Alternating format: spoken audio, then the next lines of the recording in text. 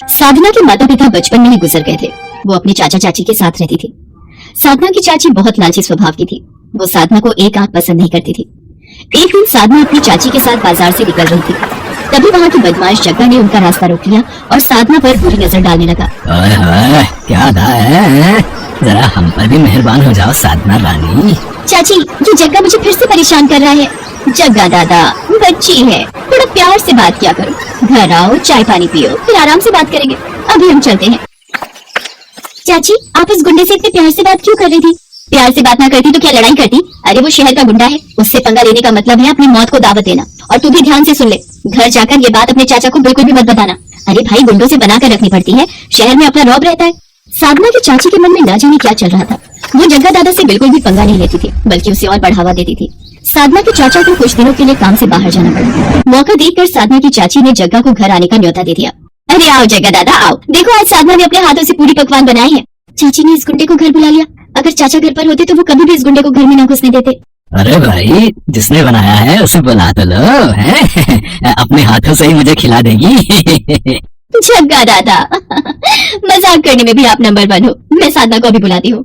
साधना की चाची जबरदस्ती साधना को जग्गा के सामने खड़ा करती है और साधना मन मार कर जग्गा को खाना परोसती है। जग्गा खाना खाकर चला जाता है। साधना अपने कमरे में जाकर फूट फूट कर रोने लगती है। साधना के चाचा को गए 2 दिन बीत गए थे। एक दिन साधना देखती है उसकी चाची ने जग्गा को घर पर बुलाया है और वो जग्गा से कुछ बात कर रही है। जग्गा दादा, चिंता मत करो, साधना के चाचा भी 2 दिन बाद आएंगे। तुम कल ही साधना को उठाकर ले जाओ और याद रहे ये नोटों की गड्डी देना मत भूलना।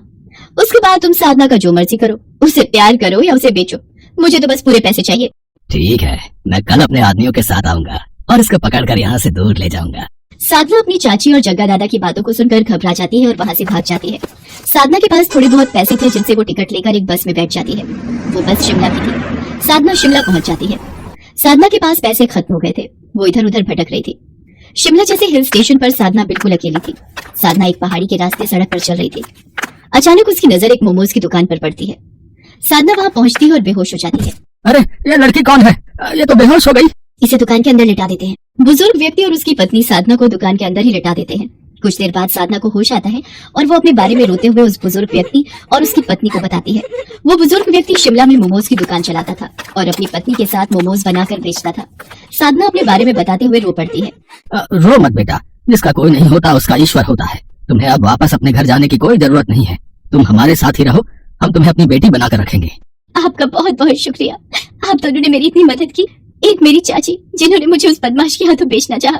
बाबा, मैं कैसे अपना दुख भूलूंगी। बेटी, वक्त सारे जख्म भर देता है। हमारा भी बेटा बहू के साथ हमें छोड़कर चला गया। हम दोनों बूढ़े पत्नी पत्नी भी हिम्मत हार चुके थे।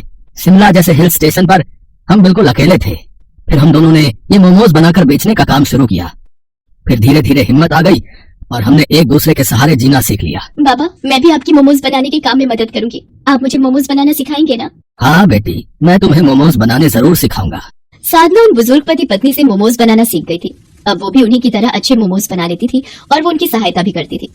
धीरे धीरे वक्त बीतता है। साधना को उन पति पत्नी के पास रहते हुए 1 साल बीत जाता है। साधना ने मोमोज की दुकान पूरी तरह से संभाल ली थी। अब तो उन बुजुर्ग पति पत्नी को भी दुकान की कोई चिंता नहीं रहती थी। साधना ने अपना पिछला सारा दुख भुलाकर अब अपने नए जीवन पर ध्यान देना शुरू कर दिया था। एक दिन साधना मोमोज की दुकान पर ग्राहकों को मोमोज की प्लेट बनाकर दे रही थी। अचानक उसने अखबार में एक इश्तेहार देखा जिसमें उसके चाचा ने साधना की फोटो लगा रखी थी और लिखा था कि साधना, तुम जहाँ कहीं भी हो मेरे पास वापस लौट आओ, मेरी तबीयत ठीक नहीं है। बाबा, मेरे चाचा की तबीयत बहुत खराब है, वो मुझे बहुत याद कर रहे हैं। मैं अपने चाचा से मिलना चाहती हूँ। बेटी, मैं तुम्हें रोकूंगा नहीं। तुम चाहो तो अपने चाचा से मिलकर वापस आ सकती हो। साधना अपने घर वापस लौटती है, पर घर के बाहर भीड़ लगी हुई देख साधना को पता चलता है कि उसके चाचा अब इस दुनिया में नहीं है। साधना की चाची साधना से लिपटकर बहुत रोती है और उससे अपने किए की माफी मांगती है। साधना, मुझे माफ कर दे। आज तेरे चाचा मेरे कारण इस दुनिया से गए हैं। तेरे चाचा को पता चल गया था कि मैं तुझे जग्गा दादा के हाथों बेचना चाहती थी। तेरे चाचा ने जग्गा को पुलिस के हवाले कर दिया और वो तेरी याद में दिन पर दिन बीमार होते चले गए। आज तेरे चाचा मेरे कारण इस दुनिया को छोड़कर गए हैं। मैं ही लालची थी जो पाप करने चली थी। अपने चाचा के गुजर जाने के बाद साधना अपनी चाची को अपने साथ शिमला ले जाती है और फिर से मोमोज बेचने का काम शुरू कर देती है। साधना की चाची उसे ये सब करते देख अपने किए बुरे कर्मों पर रो पड़ती है।